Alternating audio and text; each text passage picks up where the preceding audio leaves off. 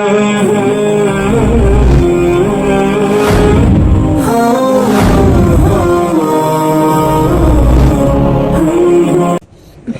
معذور ہے وہ تو کرسیوں پر ہے، ٹیک لگائے ہیں، خیر ان کا عذر ہے، ان کا کوئی عذر نہیں ہے۔ ٹیک لگا کر کے اللہ اور اس کے رسول کی بات کا سننا یہ بات کی بھی عظمت کے خلاف ہے، مجلس کے بھی ادب کے خلاف ہے۔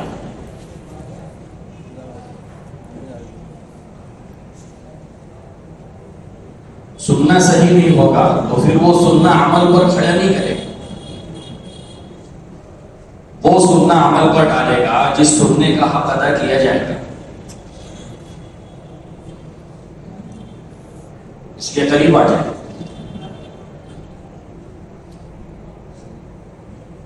بہت سے ساتھی انتظار میں رہتے ہیں کہ مجمع بھر کر کے وہاں تک پہنچ جائے تو پہلے ہی سے وہاں بیٹھے۔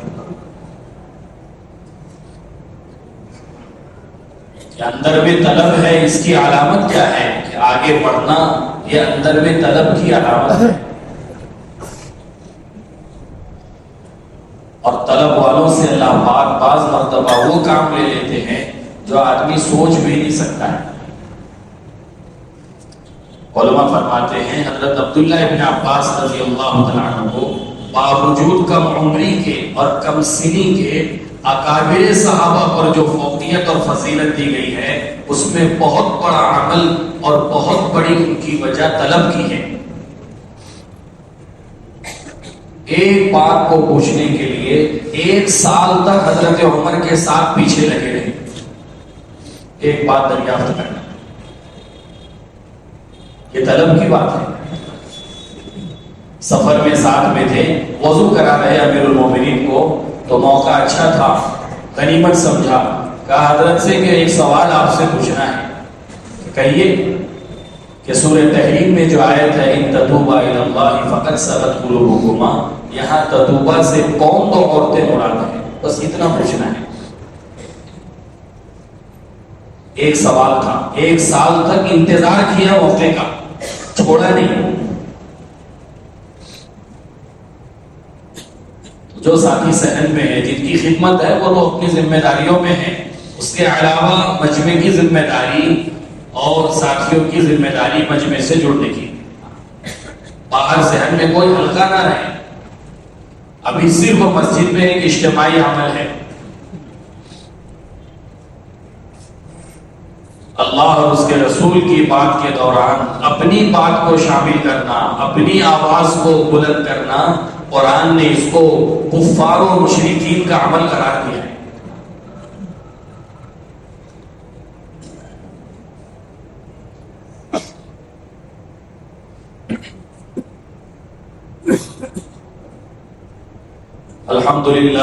الحمدللہ نحمده ونستعینه ونستغفره ونؤمن به ونتوکل علیہ ونعوذ باللہ من شرور انفسنا ومن سیئات اعمالنا من يهده الله فلا مضل له ومن يضلل فلا هادي له واشهد ان لا اله الا الله وحده لا شريك له واشهد ان سيدنا ومولانا محمدا عبده ورسوله الذي ارسل بالحق بشيرا ونذيرا وداعيا الى الله باذنه وسراجا منيرا اما بعد فاعوذ بالله من الشيطان الرجيم بسم الله الرحمن الرحيم ومن أحسن قولا ممن دعا إلى الله وعمل صالحا وقال إنني من المسلمين وقال الله سبحانه وتعالى والعصر إن الإنسان لفي خسر إلا الذين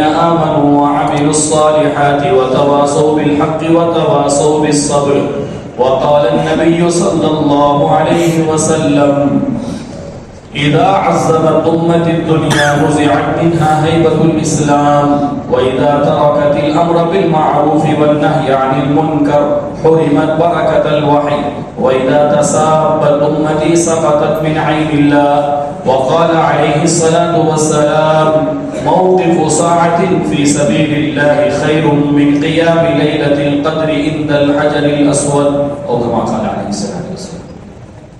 انتہائی قابل احترام دوستوں، بزرگ اور عزیزوں، اللہ رب العزت اپنے بندوں کو نوازنے کے لیے، کچھ دینے کے لیے، عطا کرنے کے لیے بندوں کی زندگیوں میں بعض مرتبہ خیر کے مواقع لاتے رہتے ہیں، جس کو علماء فرماتے ہیں کہ یہ ربانی لہریں ہیں، یہ ہدایت کی ہوائیں ہیں جو اللہ کی طرف سے چلائی جاتی ہے۔ جو ان ہواؤں کا استقبال کر لیتا ہے اللہ پاک اسے نواز دیتے ہیں۔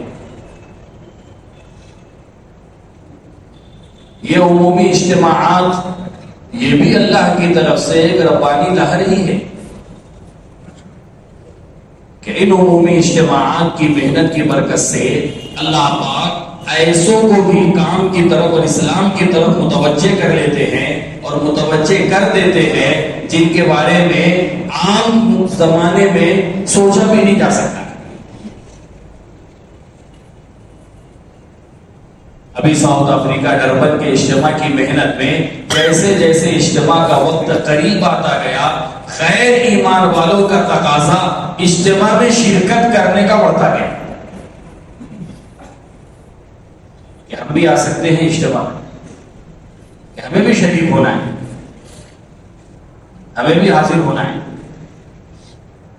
مولانا الیاس صاحب رحمۃ اللہ علیہ فرماتے تھے امت اگر دعوت کو لے کر کے کھڑی ہو جائے، مسلمان اسلام کو لے کر کے نقل حرکت میں آ جائے، پوری دنیا کے لیے سوائے اسلام کے کوئی راستہ اور کوئی دروازہ نہیں رہے گا۔ اس لیے دور صحابہ میں اسلام میں داخل ہونے کے دروازے تھے، اسلام سے نکلنے کا کوئی دروازہ نہیں تھا، اس لیے کہ 100% امت 100% نقل حرکت پر تھی۔ امت کا ہر فرد داعی ہے۔ تو اللہ رب العزت نے یہ مواقع ان ممالک والوں کو عطا کی۔ اجتماع طے ہوا، اور اجتماع تو صرف چند ممالک کا طے تھا۔ بر اعظم افریقہ کے کچھ 26 ملکوں کا وہاں جوڑنا طے ہوا تھا، لیکن جیسے جیسے وقت قریب آتا گیا حضرت نے اجتماع میں یہ کہا کہ اس میں ساری دنیا کے جمع ہونے میں میرا اپنا کوئی کمال نہیں ہے، اس ملک والوں کی قربانی اور ان کے اخلاص نے پوری دنیا کو اپنی طرف کھینچ لیا ہے۔ 123 ملک شامل ہوئے، 123 ملک۔ جیسے جیسے اجتماع کا وقت قریب آتا گیا، ملک کی حکومت کا جو عملہ ہے ان کے لیے یہ چیز کسی عجوبے سے کم نہیں تھی کہ تم یہ ایک شامیانے میں 100 ملکوں کو جمع کرو گے۔ ہمارے لیے ساری حکومتی سہولتیں اور سارے نقشے اور انتظامات ہونے کے باوجود 50 ملکوں کا جمع کرنا مسئلہ بن جاتا ہے، اور تم اس ایک شامیانے اور پنڈال میں 100 ملکوں کے جمع کرنے کی بات کر رہے ہو۔ ہمیں بھی دیکھنا ہے تم کیسے کرتے ہو۔ 123 ملک کے لوگ، 3,500 بیرون ملک کے مہمان، بعد ایسے ممالک بھی آئے جن کے بارے میں وہاں کے پرانے ساتھی یہ کہنے لگے کہ ساؤتھ افریقہ کی 64 سالہ تبلیغی تاریخ میں ان ملکوں سے پہلی مرتبہ جماعتیں حاضر ہوئی، پہلی مرتبہ۔ مشرق سے لے کر کے مغرب تک، شمال سے لے کر کے جنوب تک، ساری دنیا کو اللہ رب العزت نے اپنی قدرت سے جمع کر۔ سب سے بڑی تعداد اس میں وہ UK سے رہی، بر اعظم یورپ۔ جب حاضری لی گئی تو 550 کی تعداد تھی، انہوں نے کہا 50 اور بڑھ جائیں گے، 600 تعداد ہو جائے گی۔ 300 کی تعداد ملیشیا کی تھی، 56 جماعتیں ملیشیا کی اجتماع کی محنت کے لیے آئی تھی، 80 جماعتیں ہندوستان کی پہنچی۔ تنزانیہ سے 450 افراد، زنجیبار سے، تنزانیہ سے، دارالسلام سے، بنگلہ دیش سے 60، حجاز مقدس سے 200 عرب، مدینہ منورہ کی جماعت، مکہ مکرمہ کی جماعت، جدہ سے، ریاض سے، دمام سے، آسٹریلیا سے 60 آدمی، 250 افراد امریکہ سے آئے، اور بعض ساؤتھ امریکہ کے وہ ممالک ہیں جہاں سے یعنی 1 یا 2 ہی کی تعداد تھی، لیکن پہلی مرتبہ وہ دعوت کی نسبت پر اس ملک میں آئے۔ حضرت نے یہ فرمایا کہ اجتماع یہ کام کرنے والوں کو کام کی فکروں کے لے کر کے جمع ہونے کا ایک عنوان ہوتا ہے، اس لیے کہ کام کرنے والے کام کی فکروں کو لے کر کے آپس میں جمع نہیں ہوں گے تو وحدت فکر باقی نہیں رہے گی، اور اس کام کی جو روح ہے اور اس کام کی جو اصل طاقت ہے اور اس کام پر جو نتائج ظاہر ہوں گے اس کے لیے وحدت فکر بنیادی چیز ہے۔ علماء فرماتے ہیں دیگر فرائض کا حال یہ ہے کہ اگر اس میں فریضے کے ادا کرنے والوں کی فکریں منتشر بھی رہے تو فریضے پر کوئی فرق نہیں پڑے گا، فریضہ ادا ہو جائے۔ ابھی مغرب کی نماز جماعت کے ساتھ ادا کی گئی تو کوئی ضروری نہیں ہے کہ آگے پہلی صف سے لے کر کے آخری صف تک سارے مقتدیوں کی فکر ایک ہو، پتہ نہیں کس کی کیا فکر تھی، نماز تو ادا ہو گئی۔ رمضان المبارک کا موقع ہے تو ہر روزہ رکھنے والے کی ایک فکر ہو ضروری نہیں ہے، روزہ ادا ہو گیا۔ ہر حج کرنے والے کی ایک فکر ہو ضروری نہیں ہے، حج کا فریضہ ادا ہو گیا۔ فرمایا سارے فرائض اختلاف فکر اور انتشار فکر کے ساتھ ادا کیے جا سکتے ہیں، لیکن یہ ایسا عمل ہے اس میں اگر فکریں منتشر ہو جائیں تو نتیجہ ختم ہو جائے گا۔ وحدت فکر، حضرت نے کہا کہ اجتماع کا عنوان کہ کام کرنے والے آپس میں جمع ہوتے رہیں تاکہ وحدت فکر آپس میں باقی رہے۔ تو اجتماع کی تاریخ تو 18، 19، 20 اکتوبر تھی، لیکن مجمع چونکہ 2 دن پہلے سے اجتماع کا آنا شروع ہو گیا، اندرون و بیرون کا، اس لیے بجائے 18 سے اجتماع کو 16 تاریخ سے شروع کرنا پڑا۔ 16 تاریخ بدھ کا دن تھا، مغرب میں پہلی مجلس حضرت مولانا عبدالستار صاحب کی ہوئی، پہلی مجلس کی بات۔ حضرت نے کہا کہ تم لوگ پہلے آئے ہو، پہلے آنے والوں کی حیثیت وہ ہوتی ہے جو جماعت کی نماز میں پہلی صف کی ہوتی ہے۔ اگر پہلی صف صحیح ہے تو بعد کی ساری صفیں صحیح رہیں گی، اگر پہلی صف متاثر ہو جائے تو بعد کی ساری صفیں متاثر ہو جائیں گی، کہ پہلے آنے والے پہلی صف کی طرح ہیں، ان کے اعمال کا اور ان کی فکروں کا اثر بعد میں آنے والے مجمع پر پڑے گا۔ ہماری فکر صحیح ہونا چاہیے اور اجتماع کے دوران میں اعمال کا اہتمام ہو، اس لیے کہ مسلمانوں کا اجتماعی طور پر عمل پر جمع ہونا اللہ نے اس میں غیروں کے قلوب کے پلٹنے کی اور اسلام کی طرف مائل ہونے کی تاثیر رکھی ہے۔ مشہور واقعہ ہے، حضرت ہندہ نے ابو سفیان سے یہ کہا کہ اس مکہ کی سرزمین میں، حرم مکی میں آج سے پہلے میں نے کبھی ایسا اجتماعی عبادت کا منظر نہیں دیکھا جو آج دیکھ رہی ہوں، میرے دل میں اسلام کی حقانیت اتر گئی۔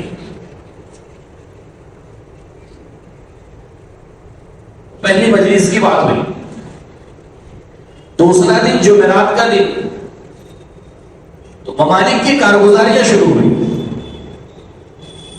مفتی ریاست صاحب کے ذمے حاضری تھی اور مجمع جوڑنا تھا۔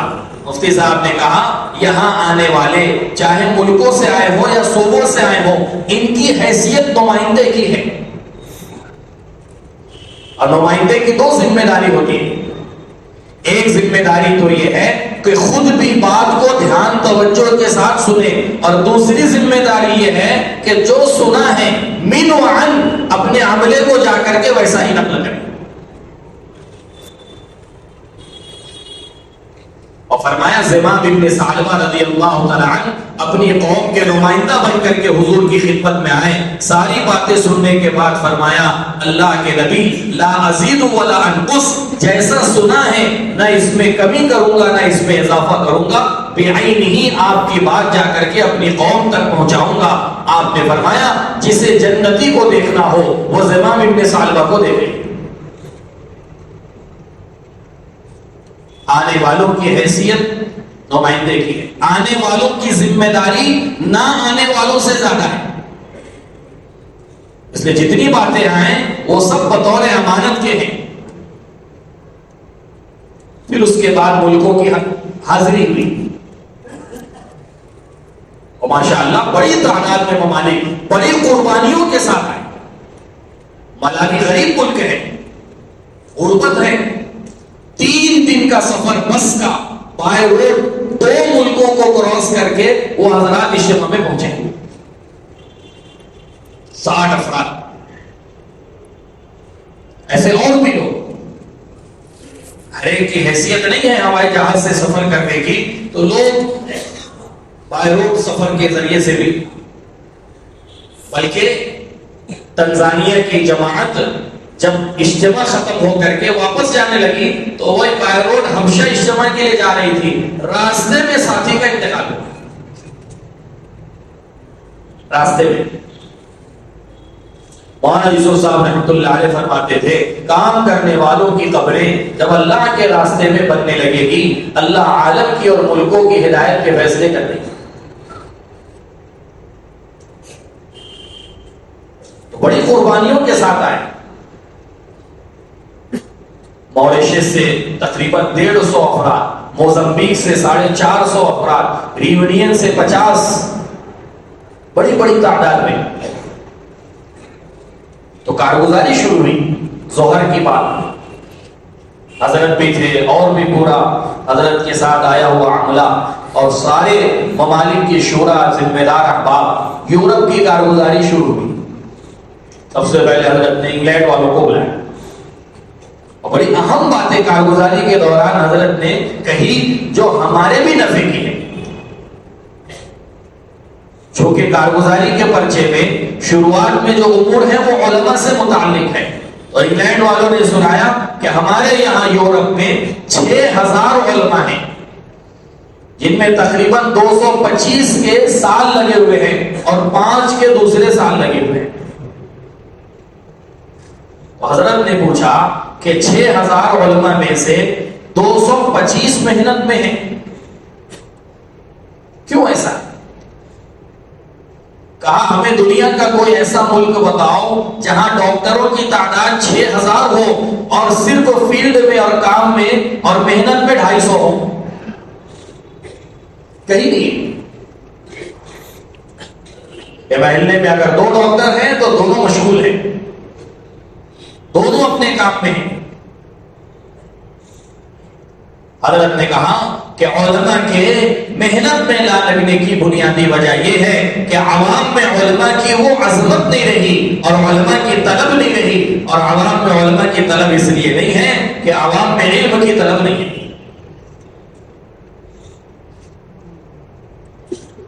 حضرت نے کہا کہ علماء کا محنت کے اندر شریک نہ ہونا یہ ہماری مسجد وار جماعت کی کمزوری ہے کہ مسجد وار جماعت نے اپنی مسجد کی ساری چیزوں کا انتظام کیا. پنکھا بھی لگ جائے، قالین بھی مل جائے اور ایئر کنڈیشن بھی ہو جائے، کھڑکی دروازے بھی لگ جائیں، لیکن مسجد کی جماعت نے اس کا اہتمام نہیں کیا کہ ہماری مسجد علمی حلقات سے بھی آباد ہو جائے. اس کے لیے کسی عالم کا بھی انتظام کیا جائے، اسباب مسجد کا انتظام کیا گیا. اور فرمایا حضرت علی رضی اللہ تعالیٰ عنہ فرمایا کرتے تھے مقام پر رہتے ہوئے شرافت کے 3 کام ہیں. ایک تو قرآن کی تلاوت ہے، دوسرے مسجد کی آبادی ہے اور تیسرے علماء کی ایک ایسی جماعت تیار کی جائے جو علاقے کے افراد کو دین سکھائے. یہ مسجد اور جماعت کی ذمہ داری ہے کہ لوگ اپنے ساتھ حج کا فریضہ صحیح ہو علماء کو لے کر کے جاتے ہیں. ہمارا عمرہ صحیح ہو جائے، اس کے لیے لوگ علماء کو لے کر کے جاتے ہیں۔ ہماری مسجد وار جماعت اپنے خروج میں علماء سے اس بات کا تقاضا کیوں نہیں کرتی کہ ہمارا خروج صحیح ہو جائے؟ اس کے لیے آپ بھی ہمارے ساتھ تشریف لے جائیں، ہماری ذمہ داری ہے۔ ایک تو علماء کے اعتبار سے حضرت نے ترغیب دی۔ ملاوی والوں سے پوچھا کہ آپ کے یہاں علماء کتنے ہیں؟ تو انہوں نے پورے ملک کے اعتبار سے بہت تھوڑی تعداد کا ہمارے یہاں علماء نہیں ہے۔ حضرت نے فرمایا یہ کوئی جواب نہیں ہوا کہ ہمارے یہاں علماء نہیں ہے، تمہارے ملک میں ڈاکٹر ہے یا نہیں ہے؟ کہا ہے۔ کہا انہوں نے علم کہاں سے حاصل کیا؟ کہا وہ سب دوسرے ملکوں سے پڑھ کر کے آتے ہیں۔ کہا جیسے ڈاکٹری کی تعلیم دوسرے ملکوں سے حاصل کر کے لوگ تمہارے ملک کے اندر آ کے اس شعبے کو سنبھال رہے ہیں، ایسے ہی تمہاری ذمہ داری ہے کہ جن ملکوں میں مدارس ہیں تم اپنے طلبہ کو وہاں بھیجو تاکہ وہ تیار ہو کر کے آئیں اور تمہارے ملک کے اندر علم کے پھیلنے کا اور علم کی نشر و اشاعت کا انتظام ہو سکے۔ اور پھر ان کو کہا کہ آئندہ تم نظام الدین اس کی کارگزاری بھیجو کہ ہم نے اپنے ملک سے اتنے طلبہ فلاں ملک میں ان کے حافظ عالم بننے کے لیے روانہ کیے۔ اسی طریقے سے یو کے والوں سے حضرت نے یہ بھی پوچھا کہ تمہارے یہاں اجتماعی تعلیم مستورات کی تو کیا نظام ہے اس کا؟ تو انہوں نے کہا کہ ہمارے یہاں مختلف محلے اور مختلف علاقے والے مل کر کے ایک جگہ اجتماعی تعلیم کرتے ہیں۔ حضرت نے فرمایا اجتماعی تعلیم برکت کا ذریعہ اور سبب بن کر کے رہ گئی ہے، ہم اجتماعی تعلیم کو محلے کے اعتبار سے کروانا نہیں چاہتے، ہم تو اجتماعی تعلیم کو ہر 25 مکان کے اعتبار سے کروانا چاہتے ہیں۔ اجتماعی تعلیم محلوں کے اعتبار سے نہیں ہے، اجتماعی تعلیم ہر 25 مکان ہر 20 مکان کے اعتبار سے۔ اور پھر حضرت نے کہا کہ ابھی عمرے کے سفر میں حضرت مفتی تقی صاحب دامت برکات ان سے ہماری ملاقات ہوئی، ہم نے حضرت سے کہا حضرت آپ دعا فرما دیں، ہمارا ہدف ہمارا نشانہ یہ ہے دنیا میں کوئی گھر ایمان والوں کا ایسا باقی نہ رہے جہاں مستورات کی جماعتیں داخل نہ ہو جائیں، ہمارا یہ نشانہ ہے، کوئی گھر دنیا میں ایسا نہ ہے۔ کھانا والوں سے معلوم کیا تمہارے یہاں گھر کی تعلیم کتنی ہے؟ تو کہا 1000 مکان۔ حضرت نے پوچھا تمہارے یہاں کل مکانات کتنے ہیں؟ تو کہا ہمارے یہاں کل مکانات 10 لاکھ ہیں۔ 10 لاکھ مکانات میں 1000 میں تعلیم ہو رہی۔ حالانکہ ان ملکوں میں یہ دیکھنے میں آیا کہ بچے اپنی ماں کے مذہب پر ہیں، بچوں پر باپ کا اثر نہیں ہے، بچوں پر ان کی ماں کا اثر ہے۔ کتنے نوجوان ایسے ملے اور کتنے بچے ایسے ملے جو نمازوں کے پابند ہیں، اعمال کے پابند ہیں، قرآن پڑھ رہے ہیں، علم دین سیکھ رہے ہیں، سکھا رہے ہیں، ان کے باپ کا تعلق اسلام سے نہیں ہے، لیکن ان کی ماں کے مسلمان ہونے کے نتیجے میں وہ بچے اعمال کی پابندی کر رہے ہیں۔ بچوں پر ماں کے اثرات ہیں۔ ہماری پہلی مسجد تھی، وہاں جمعہ کا دن تھا، عصر کی نماز کے بعد وہاں ایک نکاح ہے، 5 سے 6 لوگ نکاح میں ہو گئے مشکل سے۔ جو لڑکی کا باپ تھا، امام صاحب نے کہا کہ یہ لڑکی کا باپ ہے لیکن یہ مسلمان نہیں ہے، یہ غیر ایمان والا ہے۔ ہم نے کہا کہ یہ نکاح بچی کا یہاں کیوں؟ کہا کہ اس کی بچی مسلمان ہے۔ بچی مسلمان کیسے؟ کہ اس کی ماں مسلمان ہے، کہ بچوں پر اولادوں پر والدہ کا ماں کا جو ہے وہ عمل اثر انداز ہو رہا ہے۔ اس لیے کارگزاری کے دوران میں بہت اہتمام کے ساتھ مستورات کے بارے میں فیجی والوں نے یہ سنایا کہ ہمارے یہاں 84 مستورات ہیں جن کے چلے لگے ہوئے ہیں، لیکن پورے سال میں کوئی ایک جماعت بھی بیرون 2 ماہ کی روانہ نہیں ہوئی۔ حضرت نے انا للہ پڑھی اور فرمایا یہ تو ایک بہت بڑا حادثہ ہے کہ ہماری وقت لگائی ہوئی بہنوں کے اندر ملکوں میں پھرنے کا تقاضا کیوں نہیں پیدا ہو رہا کہ ہم ملکوں کے حالات اور ملکوں کی کارگزاریاں اور ملکوں کے احوال گھر کی چار دیواری کے باہر ہی رکھتے ہیں، ان کو گھر کی چار دیواری میں لاتے ہی نہیں۔ حضرت نے کہا قدیمات کے لیے 3 سال بیرون کے خروج کے لیے انتظار کرنا یہ شرط نہیں ہے، تقاضے کی بنیاد پر ان کو وقت سے پہلے بھی خروج کے لیے آمادہ کیا جائے۔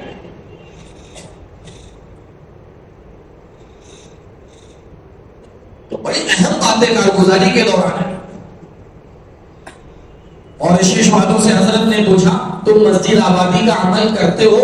کہا جی حضرت کرتے ہیں۔ کہا لوگ نقد آتے ہیں؟ کہا بہت مشکل سے آتے ہیں۔ حضرت نے کہا عمل ہی مشکل ہے تو مشکل ہی سے لوگ آئیں۔ مولانا الیاس صاحب رحمۃ اللہ علیہ فرمایا کرتے تھے یہ کام تو جرے ثقیل ہے، کوئی بھاری چیز کو اٹھانے کی طرح۔ مڈغاسکر والوں نے پوچھا کہ حضرت کتنے افراد ہو تو مسجد آبادی کا عمل کیا جائے؟ حضرت نے کہا مسجد کی آبادی افراد کے ہونے کی وجہ سے نہیں ہے، بلکہ افراد جب آئیں گے جب مسجد کی آبادی ہوگی۔ ہم اس انتظار میں ہیں کہ افراد جمع ہوں تو مسجد کی آبادی کا عمل کیا جائے۔ حضرت نے کہا جب مسجد کی آبادی کا عمل شروع ہوگا تو اللہ پاک عمل ابھی جمع کر دیں گے۔ پھر فرمایا کہ اگر 3 بھی ہو تو عمل کیا جائے، بلکہ کہا کہ حاجی عبد الوہاب صاحب رحمۃ اللہ علیہ فرمایا کرتے تھے کہ اگر 2 بھی ہیں تو مسجد آبادی کا عمل ہو، ایک شخص دعا ذکر میں رہے اور دوسرا بستی میں ملاقاتیں کرے اور ترغیب دے کر کے لوگوں کو مسجد میں لائے، تو بھی مسجد آبادی کا۔ یورپ والوں سے حضرت نے پوچھا کہ تمہارے یہاں ایسی کتنی مسجدیں ہیں جو 24 گھنٹے آباد ہو چکی؟ کہا حضرت 5 سے 6 مسجدیں ہیں جو ہمارے یہاں 24 گھنٹے کی آبادی کی سطح تک پہنچ چکی ہے۔ حضرت نے فرمایا یورپ جیسے ماحول میں مسجدوں کا 24 گھنٹے آباد ہونا، اس ماحول میں 24 گھنٹے اللہ کی رحمتوں کو متوجہ کرنا ہے۔ اور فرمایا یہی چاہتے تھے مولانا یوسف صاحب رحمۃ اللہ علیہ، اور اسی عنوان پر حافظ پٹیل کو حضرت نے بھیجا تھا کہ حافظ صاحب دنیا باطل محنت کر کے مکہ اور مدینہ کو یورپ اور لندن اور پیرس بنانا چاہتا ہے، ہم آپ کو یورپ کے ماحول میں اس لیے بھیج رہے ہیں کہ آپ اعمال مسجد کا نظام قائم کر کے یورپ کے ماحول کو مکہ اور مدینہ کا ماحول بنا دیں۔ ماشاءاللہ 2150 مسجدیں ہیں۔ انگلینڈ والوں نے کہا ہمارے یہاں جس میں سے 625 مسجدوں میں الحمدللہ اعمال دعوت کا اہتمام ہو رہا ہے۔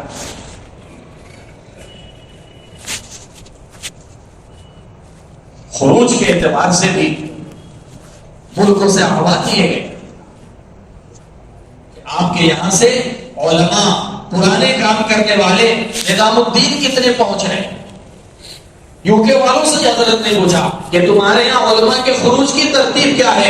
حضرت ملک میں ہی وہ اپنا خروج کرتے ہیں۔ حضرت نے فرمایا نہیں، پوری دنیا کے لیے یہ نظام طے ہے کہ ہر تیسرے سال پر علماء کا خروج نظام الدین کے لیے ہوگا۔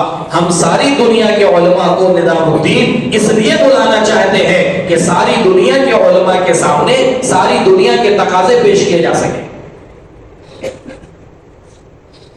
اس لیے ان کو اہتمام سے نظام الدین بھیج رہے ہیں۔ ملیشیا والوں نے کہا ہمارے یہاں 70,000 علماء کی تعداد ہے۔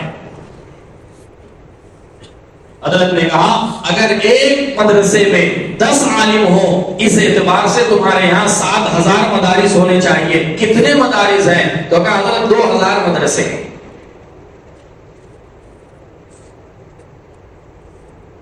ملیشیا والوں سے حضرت نے پوچھا کہ تمہارے یہاں 4 مہینہ جو ساتھی سالانہ لگاتے ہیں، ان میں ایسے کتنے ہیں جو اپنی مسجد سے اپنی جماعت خود بناتے ہیں؟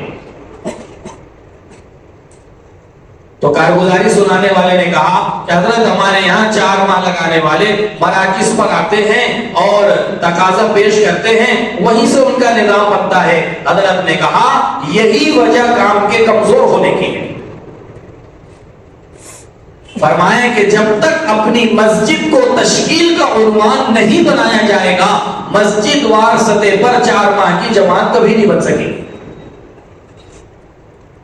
جتنا آپ تشکیل کو پھیلا دو گے، حلقوں سے جماعت بن رہی ہے، شہر سے جماعت بن رہی ہے، ہمارا محلہ بنجر رہ جائے گا. جتنا تشکیل کے دائرے کو محدود کیا جائے گا اور جتنا تشکیل کے دائرے کو چھوٹا کیا جائے گا، اللہ پاک خروج کو اتنا بڑھا دے گا. یہ 4 ماہ کی جماعتیں مسجد کی سطح سے لگیں. اچھا 4 ماہ جو سالانہ لگا رہے ہیں ان کا نظام کیا ہے؟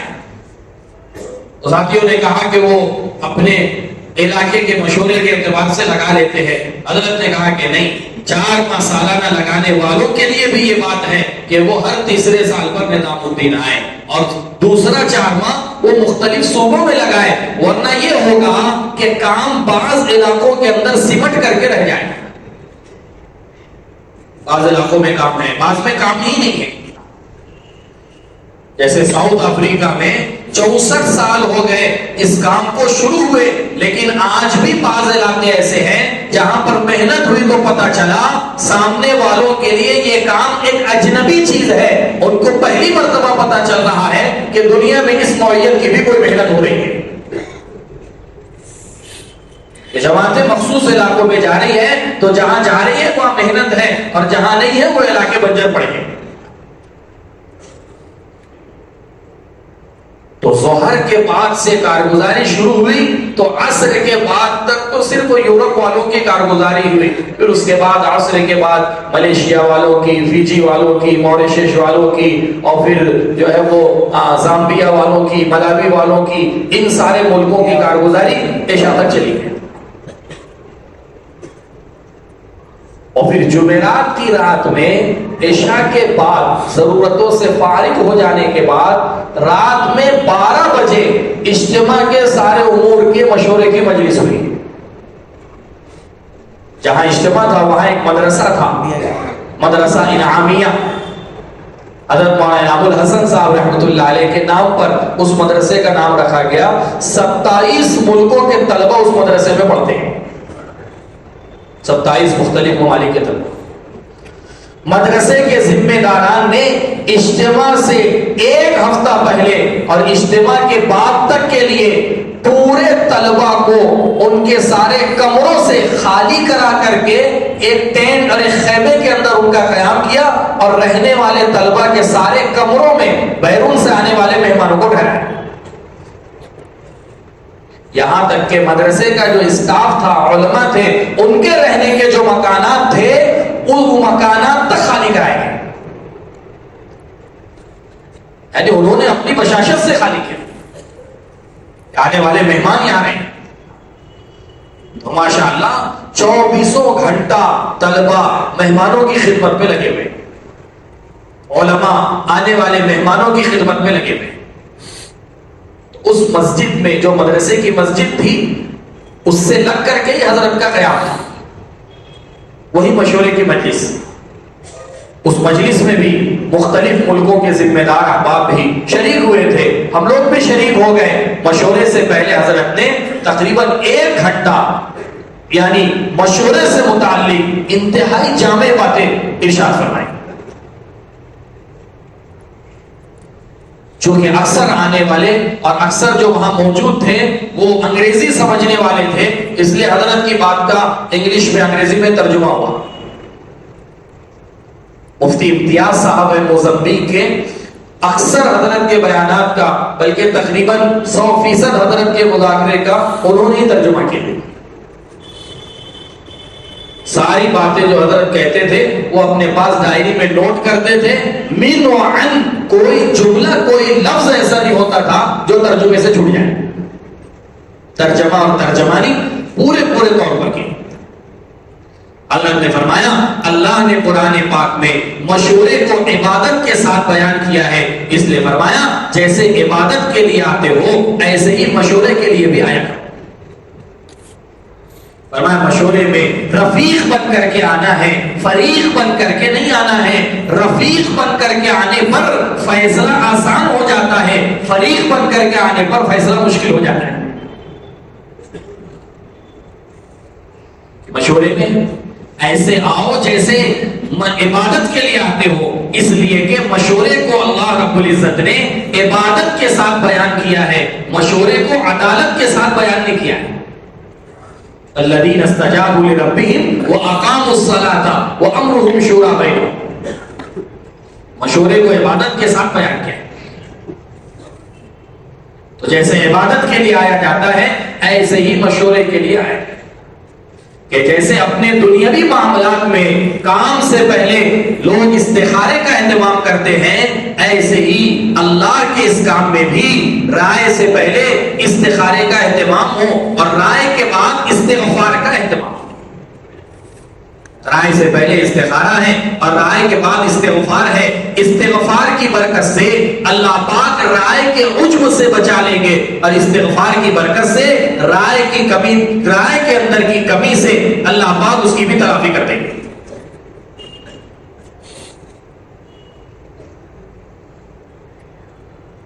اور فرمایا کہ حضور پاک صلی اللہ علیہ وسلم کے زمانے میں صحابہ فیصلے پر کتنا مجتمع ہوتے تھے۔ کہا دو صاحب اللہ کے نبی صلی اللہ علیہ وسلم کی خدمت میں اپنا معاملہ لے کر کے آئے، حضور نے ایک کے حق میں فیصلہ کر دیا، جس کے خلاف فیصلہ ہوا اس نے کہا میں اس فیصلے کو نہیں مانتا، تم ابو بکر صدیق کے پاس چلو۔ ابو بکر صدیق رضی اللہ تعالیٰ عنہ کے پاس آئے، فرمایا اللہ کے نبی نے کیا فیصلہ کیا؟ کہا حضور کا فیصلہ یہ ہے۔ کہا جو حضور کا فیصلہ ہے وہی میرا بھی فیصلہ ہے۔ اس نے کہا نہیں، حضرت عمر کے پاس چلو۔ حضرت عمر رضی اللہ تعالیٰ عنہ کے پاس گئے، حضرت عمر نے سامنے والے سے پوچھا کہ جو یہ کہہ رہا ہے کیا یہ سچ ہے؟ اللہ کے نبی صلی اللہ علیہ وسلم نے یہی فیصلہ کیا ہے؟ کہا ہاں حضور نے یہی فیصلہ کیا ہے، لیکن یہ ماننے کے لیے تیار نہیں ہے۔ حضرت عمر نے کہا اب پھر تھوڑی دیر رکو، میں اندر سے آتا ہوں۔ گھر میں گئے، تلوار لی، آ کر کے گردن مار دی۔ فرمایا جو نبی کے فیصلے کو قبول نہ کرے اس کی سزا یہی ہے۔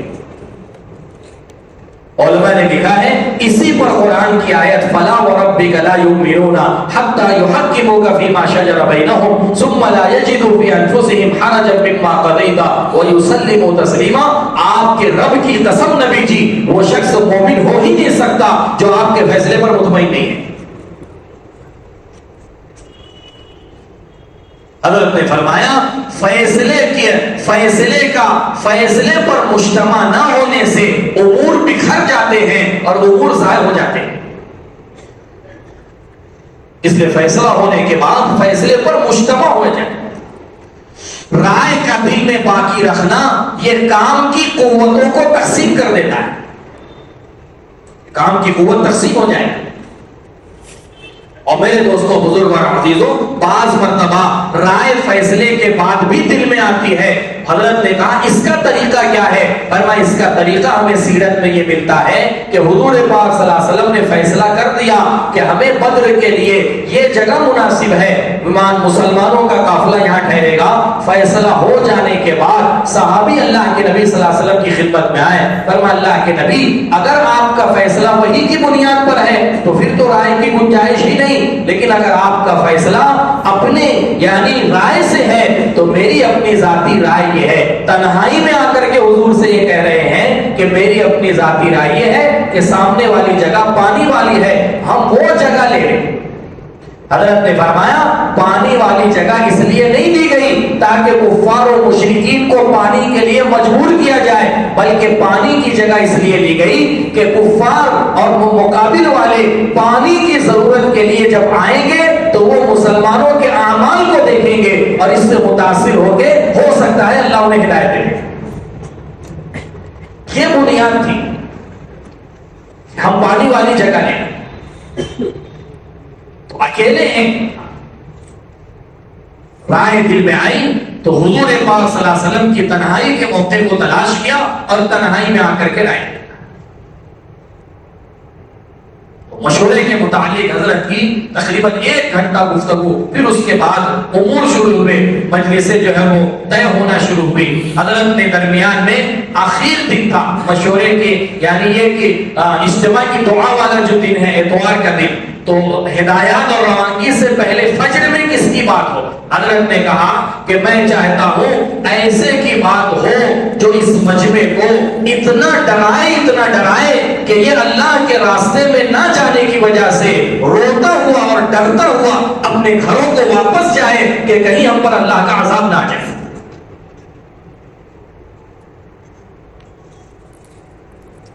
مستورات کی مجلس، جمعہ کی پہلی مجلس اجتماع کا پہلا دن اور جمعہ کی سب سے پہلی مجلس فجر کے بعد کی وہ مستورات کی مفتی یعقوب صاحب دامت برکاتہ کی انتہائی اہم مجلس، مستورات کے عنوان سے ساری دنیا کے قرآنوں کا کام کرنے والوں کا عملہ تقریباً 10 زبانوں میں تو اجتماع کا ہمیں ترجمہ ہوتا تھا۔ عربی میں ساؤتھ افریقہ کے مقامی لوگوں کی اپنی زبان ہے زولو، اس میں، اور افریقہ کے جو ممالک ہیں ان کی زبان سوہیلی ہے، اس میں ترجمہ ہے۔ ملاوی والوں کی اور ان کے اطراف کے علاقے والوں کی زبان چیچوا ہے، اس میں ترجمہ ہوتا تھا۔ انگریزی میں ہوتا تھا، ملائی میں ہوتا تھا، پرتگیز میں ہوتا تھا، فرینچ میں ہوتا تھا، اور بھی مختلف زبانوں میں، اتنی زبانوں میں ترجمہ ہو رہا ہے جمعہ کا۔ مفتی یعقوب صاحب دامت برکاتہ نے کہا جیسے مردوں کے اعمال دعوت اور مردوں کے اعمال قرآن اور حدیث سے منسوخ ہیں، عورتوں کے اور مستورات کے اعمال کسی کی اپنی ذہنی بناوٹ نہیں ہے، بلکہ جہاں سے مردوں کے اعمال ہیں ویسے ہی عورتوں کے اعمال بھی منسوخ ہیں، قرآن اور حدیث سے ثابت ہے۔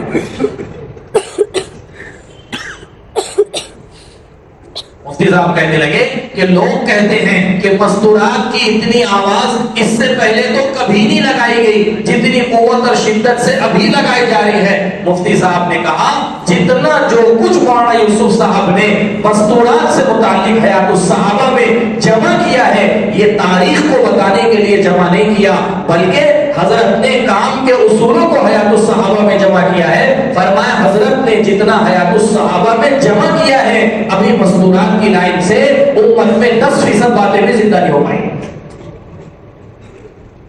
آپ حیات الصحابہ کا عنوان دیکھو تو ملے گا، جہاں مردوں کی ہجرت کا تذکرہ ہے، مستورات کی ہجرت کا تذکرہ ہے، جہاں مردوں کی قربانیوں کا تذکرہ ہے، مستورات کی قربانیوں کا تذکرہ ہے، جہاں مردوں کے خروج کا تذکرہ ہے وہاں مستورات کے خروج کا تذکرہ ہے، جہاں مردوں کی بیعت کا تذکرہ ہے وہیں مستورات کی بیعت کا تذکرہ ہے، جہاں دین کی محنت کی نسبت پر مردوں کے فخر و فاقے کو بیان کیا گیا ہے وہیں حضرت نے مستورات کی قربانی اور فخر و فاقے کو بھی بیان کیا۔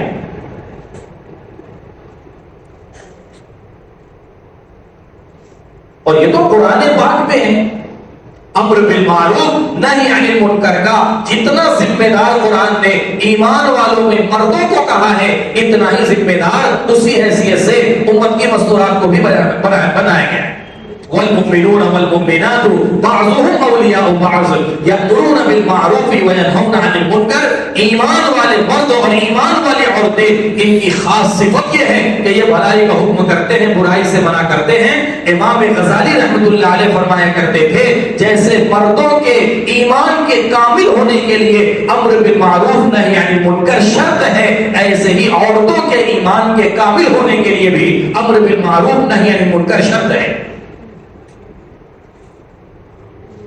بلکہ بعض مفسرین نے، امام قرطبی رحمۃ اللہ علیہ کے حوالے سے مفتی صاحب نے کہا اتنی سخت بات کہی، فرمایا کہ ایمان اور کفر کے درمیان حد فاصل فرق کرنے والی چیز وہ امر بالمعروف نہی عن المنکر ہے۔ عورتوں کو بھی اتنا ہی ذمہ دار بنائیں۔ ایک عرب عالم سے ہم نے سنا، کہا کہ اس امت کی بہن بیٹیوں کو اللہ رب العزت نے اس محنت کے اندر شریک کر کے قرآن پاک کی آیت کا حصہ بنا دیا۔ پچھلی امتوں میں اور عام عورتیں تو بہت دور کی بات ہے، انبیاء علیہ السلام کی ازواج مطہرات کے بارے میں بھی یہ بات نہیں ملتی ہے کہ ان کو اپنے شوہروں کی محنت میں شوہروں کے ساتھ شریک کیا گیا۔ پورے قرآن میں کہیں نہیں ملے گا کہ حضرت موسیٰ علیہ السلام کی محنت میں حضرت موسیٰ کی بیوی کو شریک کیا گیا ہو، حضرت ابراہیم علیہ السلام کی محنت میں حضرت ابراہیم کی بیوی کو شریک کیا گیا ہو، حضرت لوط علیہ السلام کی محنت میں ان کی بیوی کو شریک کیا گیا ہو، لیکن اس امت کی عام عورتوں کو اللہ رب العزت نے وہ اعزاز بخشا ہے کہ ساری امت کی مومنات کو اللہ رب العزت اس محنت کا اور نبی والے کام کا ذمہ دار بنائے۔ مفتی صاحب نے کہا کہ اگر ہم سیرت پر ہماری نظر ہو اور حضور پاک صلی اللہ علیہ وسلم کی زندگی کو ہم دیکھیں تو ہمیں پتا چلے گا حضور نے اپنی محنت کا آغاز ہی گھر کے عمل سے کیا ہے۔ سب سے پہلی وہی جو غار حرا میں آئی ہے، اللہ کے نبی صلی اللہ علیہ وسلم نے اس واقعے کا تذکرہ کسی مرد سے نہیں کیا، بلکہ آپ نے سب سے پہلے بخاری کی روایت ہے اس واقعے کا تذکرہ امی جان حضرت خدیجہ رضی اللہ تعالی عنہا سے کیا ہے۔ آپ حضرت خدیجہ کے پاس آئے، فرمایا خدیجہ زملونی زملونی، مجھے کچھ اڑاؤ، کمبل اڑاؤ، گودڑی اڑاؤ، لقد خشیت علی نفسی، مجھے تو اپنی جان کے نکلنے کا اندیشہ ہونے لگا۔ اور پھر آپ نے پورے واقعہ جو حضرت جبرائیل کے ساتھ پیش آیا فرمایا یہی تو حدیث کا درس ہے، اور وہ آیتیں جو اتری حضرت جبرائیل علیہ السلام کے ذریعے حضور نے حضرت خدیجہ کو پڑھ کر کے سنائی ہے۔ فرمایا یہ سب سے پہلا گھر ہے اور یہ سب سے پہلی عورت ہے جو اللہ کا کلام سن رہی ہے اور نبی علیہ السلام کے ساتھ قرآن پاک کا حلقہ قائم کر رہی ہے۔ اور پھر آپ علیہ السلام کی گھبراہٹ پر حضرت خدیجہ نے جو حضور کی صفات بیان کر کے اللہ کے نبی صلی اللہ علیہ وسلم کو تسلی دی ہے، یہی تو صفات کا مذاکرہ ہے۔ کلا واللہ لا یخزیک اللہ ابدا، خدا کی قسم اللہ کے نبی کبھی نہیں، اللہ آپ کو کبھی رسوا نہیں کریں گے، اللہ آپ کو کبھی ضائع نہیں کریں گے، اللہ آپ کو ہلاک و برباد نہیں کریں گے۔ آپ کے اندر تو یہ صفات ہیں، ان صفات کے ہوتے ہوئے اللہ کیسے ضائع کر دیں گے؟ فرمایا کہ کوئی عمل اگر مستورات کے لیے قرآن کے حلقے کے قائم کرنے سے مانع ہو سکتا تھا تو وہ عورتوں کی معذوری کے ایام ہو سکتے تھے، لیکن مسلم شریف کی روایت میں یہ بات ملتی ہے، حضرت عائشہ رضی اللہ عنہا فرماتی ہے حضور مجھ سے ٹیک لگائے ہوئے تھے اور قرآن پڑھ رہے تھے اور میں حضور کا قرآن سن رہی تھی اس حال میں کہ میں حائضہ تھی۔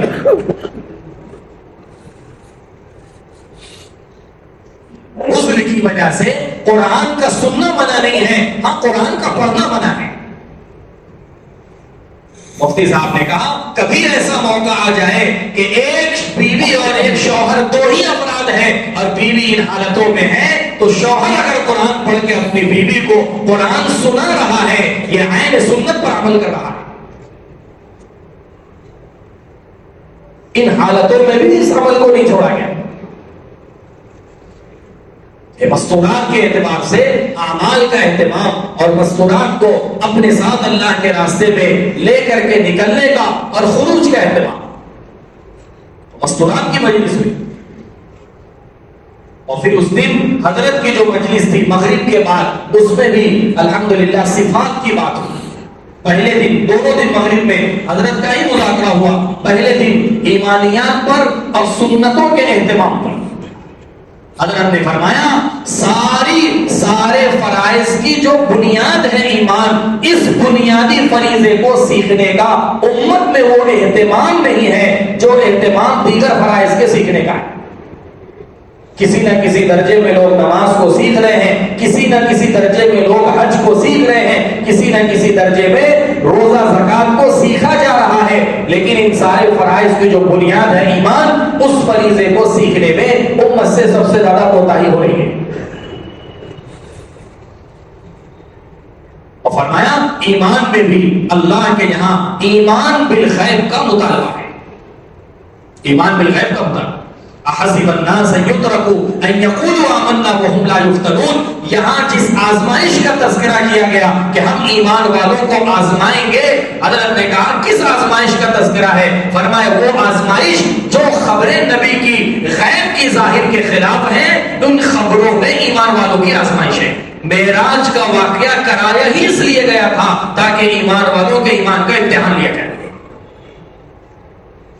کہا کہ ایمان والا اگر اسباب کے ساتھ اپنے چیزوں اور حالات کو جوڑ رہا ہے یہ ایمان کی علامت نہیں ہے، یہ تو دہریت کی علامت ہے۔ مولانا یوسف صاحب رحمۃ اللہ علیہ فرماتے تھے سائنس کا خلاصہ یہ ہے مخلوقات کی تحقیق کی جائے اور خالق کائنات کی تحقیق کا نام ایمان ہے. ایمانیات پر بات، ایمان بالغیب ہے. اور پھر حضرت نے کہا کہ جیسے ایمان کے رہنے کی جگہ دل ہے اور دل کا تعلق بدن کے سارے اعضاء کے ساتھ ہے، ایسے ہی ایمان بدن کے سارے اعضاء کے ساتھ جڑا ہوا ہے. حضرت نے کہا ایک بہت بڑے طبقے کو یہ غلط فہمی ہے، ایمان کا تعلق صرف عقائد کے ساتھ ہے، معاشرت کے ساتھ، معاملات کے ساتھ ایمان کا کوئی تعلق نہیں، جس کا نتیجہ یہ ہے کہ معاشرہ ارتداد کی زد میں آ گیا ہے. پھر فرمایا کہ حضور پاک صلی اللہ علیہ وسلم نے جتنا اپنے صحابہ کو خیروں کے، جتنا حضور نے اپنے صحابہ کو بت پرستی سے روکا تھا، اتنا ہی اللہ کے نبی نے اپنے صحابہ کو خیروں کی مشابہت اختیار کرنے سے بھی روکا ہے. اور پھر مثال دی اس پر کہ صحابہ اللہ کے نبی صلی اللہ علیہ وسلم کی خدمت میں آئے، فرمایا حضور یہ کفار و مشرکین معرکے کے ختم ہو جانے کے بعد اپنے ہتھیاروں کو درخت پر لٹکا دیتے ہیں، ہمیں یہ عمل اچھا معلوم ہوتا ہے، کیا ہم بھی اپنے ہتھیاروں کو درختوں پر لٹکا دیں؟ حضور پاک صلی اللہ علیہ وسلم نے فرمایا تمہارا سوال کرنا ایسا ہی ہے جیسے بنی اسرائیل نے حضرت موسیٰ سے کہا تھا اجعل لنا آلہۃ کما لہم آلہہ، جیسے ان کا معبود ہے اے موسیٰ تم ہمارے لیے بھی کوئی رب بنا دو. کہ تمہارا سوال کرنا ایسا ہی ہے جیسا بنی اسرائیل نے اپنے لیے بت کے بنانے کا سوال حضرت موسیٰ سے کیا.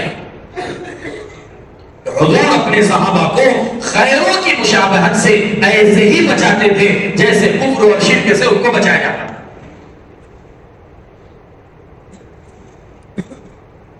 فرمایا صحابہ آئے اللہ کے نبی صلی اللہ علیہ وسلم کی خدمت میں، پوچھا اللہ کے نبی ہم عاشورہ کا روزہ رکھیں؟ آپ نے فرمایا ضرور رکھو، لیکن اس سے ایک دن پہلے یا اس کے ایک دن بعد ایک روزہ اور شامل کر لو تاکہ یہود کی مخالفت ہو جائے. حضرت نے کہا روزہ تو ایسا عمل ہے جو باطن سے تعلق رکھتا ہے، جو ظاہر میں نظر نہیں آتا. جب وہ فریضہ جو چھپا ہوا ہے اس میں مشابہت سے منع کیا جا رہا ہے تو جو طور طریقہ طرز زندگی ظاہر میں نظر آتا ہے اس میں مشابہت کی اجازت کیسے دی جا سکتی؟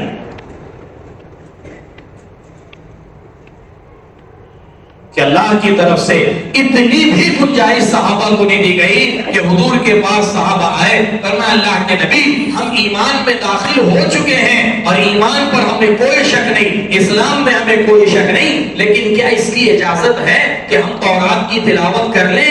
اللہ کے نبی صلی اللہ علیہ وسلم پر آیت اتری، نبی جی ان سے کہیے یا ایھا الذین آمنوا ادخلوا فی السلم کافہ، اے ایمان والو جب تم ایمان میں داخل ہو چکے ہو تو پورے اسلام میں داخل ہو جاؤ.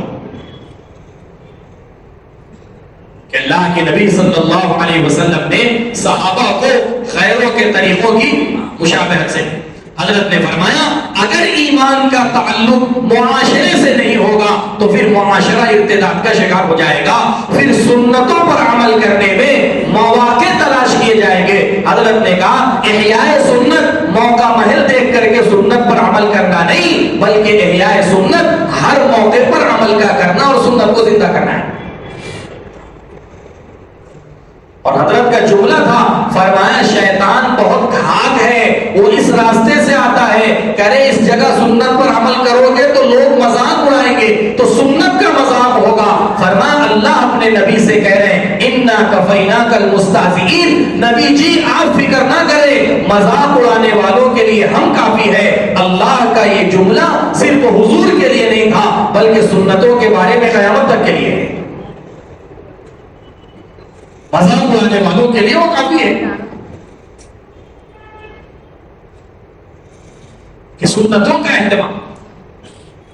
اور پھر فرمایا حضرت نے کہ ایک دھوکہ باطل نے امت کو یہ بھی دیا ہے کہ ارے ظاہر کو کیا دیکھتے ہو، اصل تو باطن ہے، اصل تو اندر کی چیز ہے، ایمان کا تعلق تو باطن کے ساتھ ہے. حضرت نے فرمایا ایمان کا مبدا قلب ہے، ایمان کی انتہا سنتیں ہیں، شروعات دل سے ہے.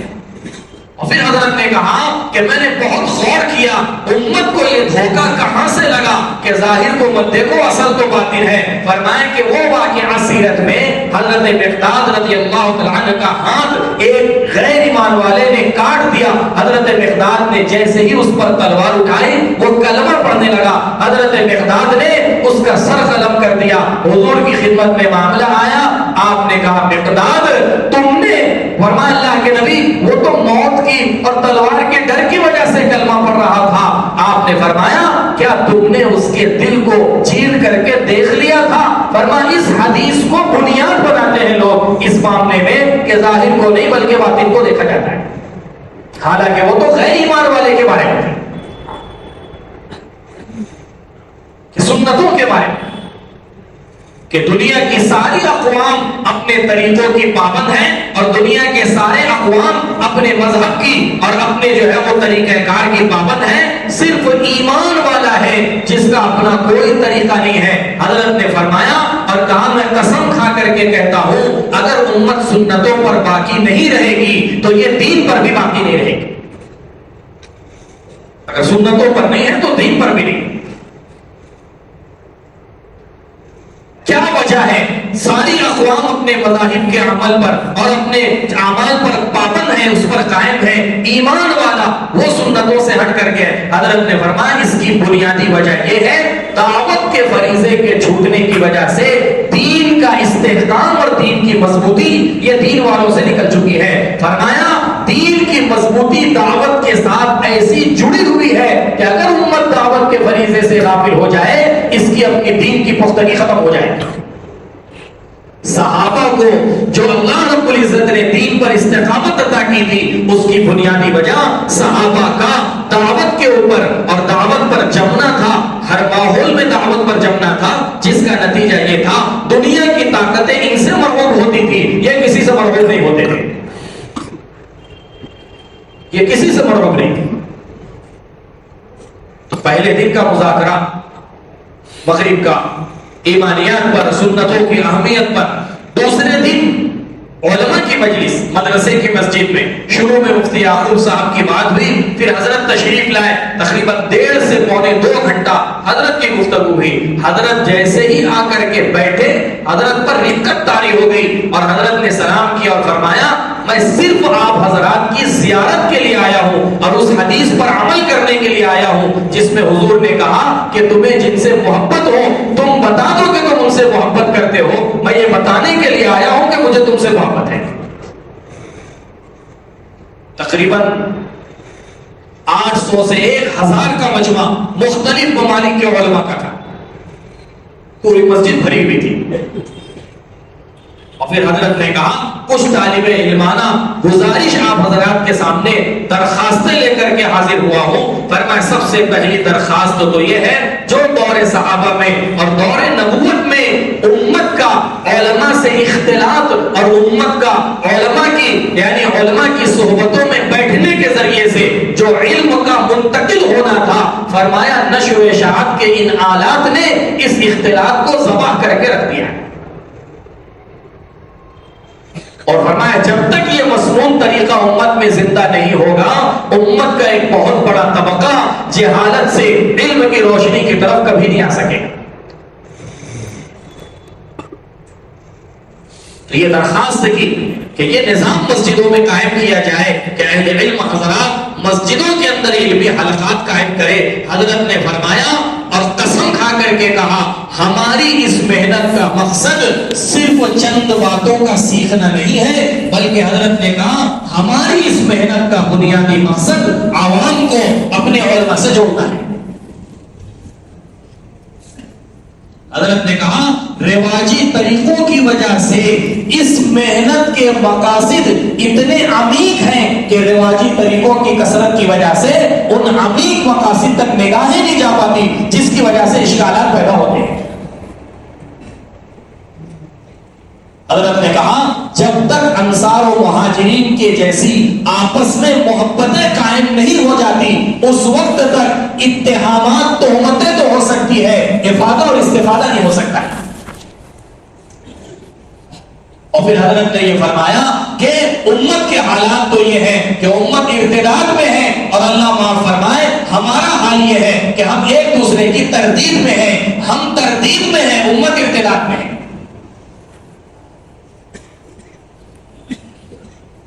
حضور پاک صلی اللہ علیہ وسلم کے زمانے میں جتنا اس چیز کو مذموم سمجھا جاتا تھا کہ ایک شخص دوسرے کی دلیل کو توڑ دے، دوسرا شخص اس کی دلیل کو توڑ دے، حضور کے زمانے میں جتنی یہ چیز مذموم تھی، اس زمانے میں حضرت نے کہا یہ چیز اتنی ہی محبوب اور محمود بن چکی ہے،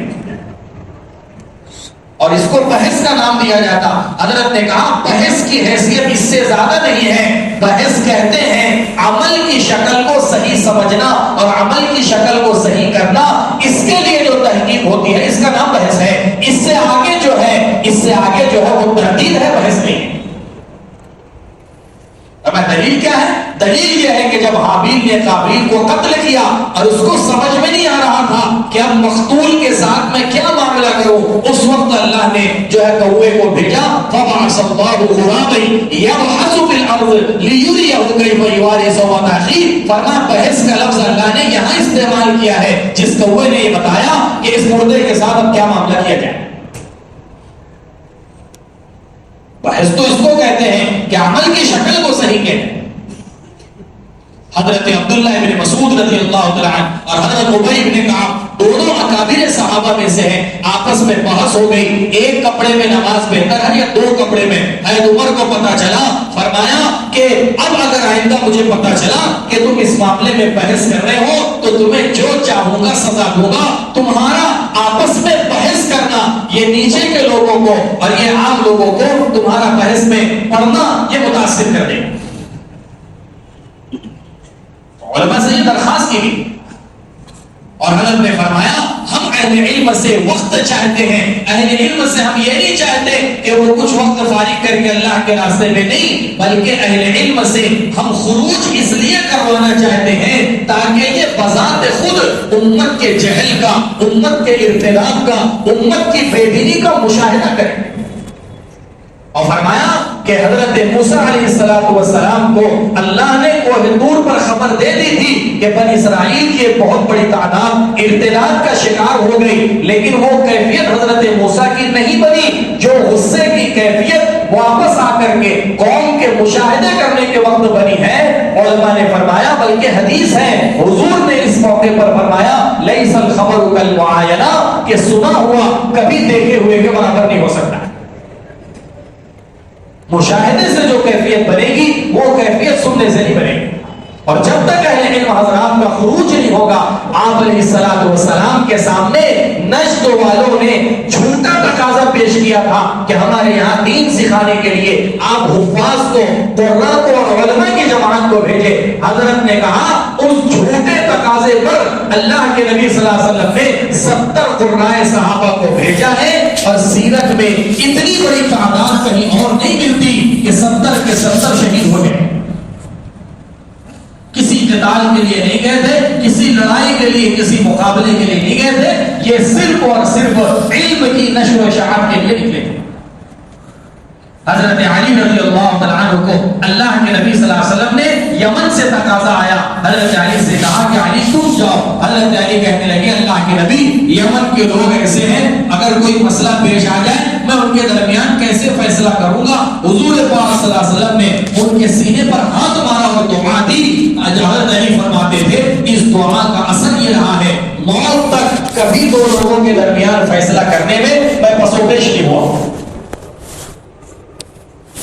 ملکوں میں صحابہ کو روانہ کیا، پھر حضرت نے آخر میں کہا کہ ہم تم سب کو اپنے یہاں ہندوستان آنے کی، سارے علماء کو ہندوستان آنے کی دعوت دیتے ہیں تاکہ آپ ہمارے یہاں کے عوام کی دینی سطح کا خود آ کر کے مشاہدہ کریں۔ تشکیل ہوئی ماشاءاللہ، کیپ ٹاؤن کی پوری ایک مکمل جماعت دوسرے سال کی، ساؤتھ افریقہ کی پہلی جماعت دوسرے سال کی، الحمدللہ اس نے کھڑے ہو کر کے اپنا نام لکھا۔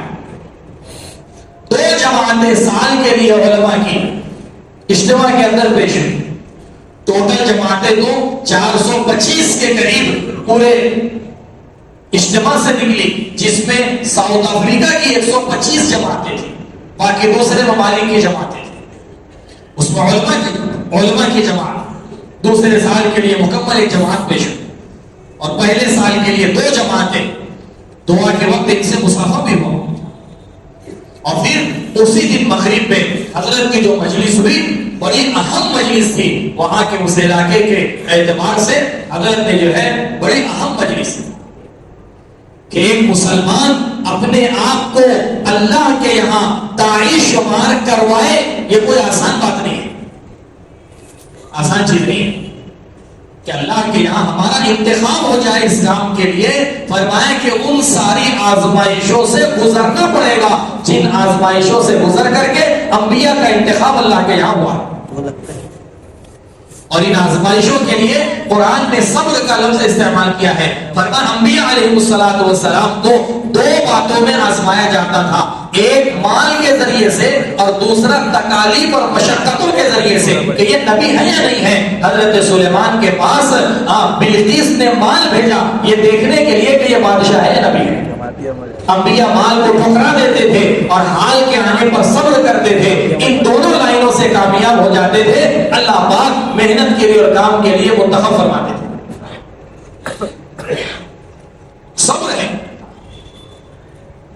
پھر حضرت نے یہ کہا کہ سارے شعبوں کا جو بگاڑ ہے اس کی بنیادی وجہ یہ ہے کہ انتقام کا جذبہ احسان کے جذبے پر غالب آ چکا ہے، انتقام کا جذبہ، اور وہاں کے حالات کے اعتبار سے ساتھی کہتے تھے بھائی فلاں تو ہمارا نہیں اور فلاں تو جو ہے وہ ہماری طرف نہیں۔ حضرت نے کہا میں قسم کھا کر کے کہتا ہوں کوئی ادھر نہیں ہے، سب ادھر ہی ہے۔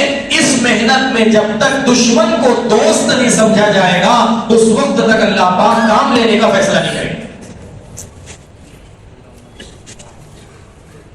کہ حضور پاک صلی اللہ علیہ وسلم نے جو امت بنائی تھی، فرمایا امت ایسے نہیں بنی تھی کہ مختلف طبقات کو دین سکھا کر کے مختلف طبقات کو امت بنایا گیا، بلکہ حضور نے نسلی، علاقائی، قومی، لسانی ان سارے فرق کو ختم کر کے پوری امت کو حاکم محکوم کے اعتبار سے، کالے گورے کے اعتبار سے، عجمی عربی کے اعتبار سے، شہری دیہاتی کے اعتبار سے ایک جگہ ایک چار دیواری میں لا کر کے جمع کر دیا۔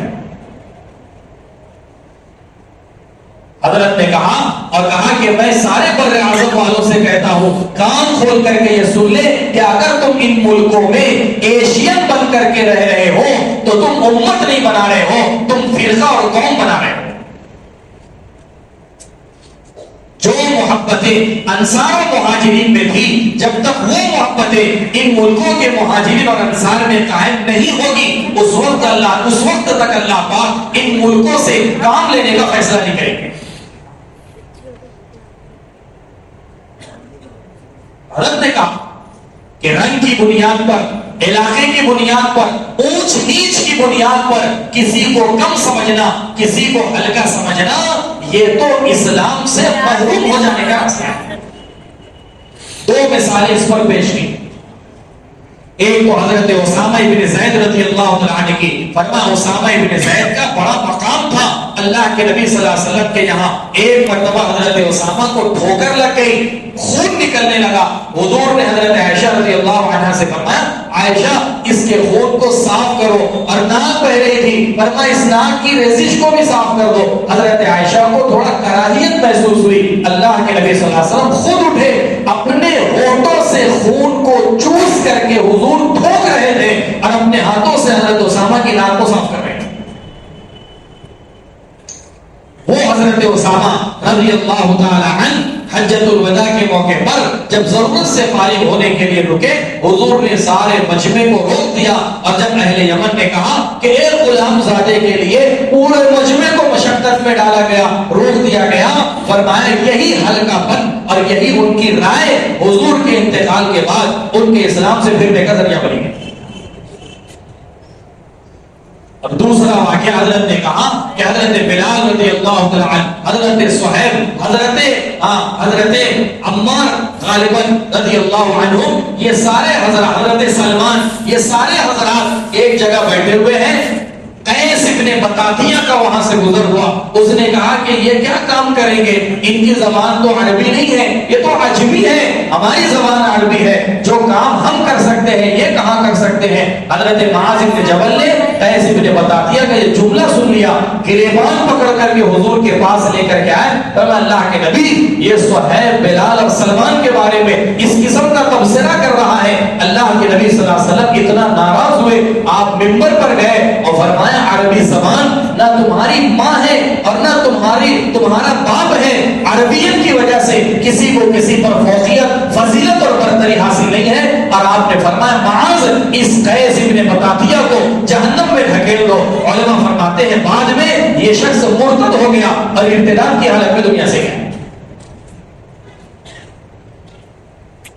انبیاء علیہ السلام کا امتحان, آزمائش اور تکالیف کے ذریعے سے, صبر کے ذریعے سے. زید بن ثانہ کا واقعہ حضرت نے سنایا کہ اقوام اور لوگ انبیاء کو آزماتے تھے صبر کے ذریعے سے, اور پھر آزما کر کے انبیاء کی حقانیت پہ قائل ہو کر کے ایمان میں داخل ہوتے ہیں.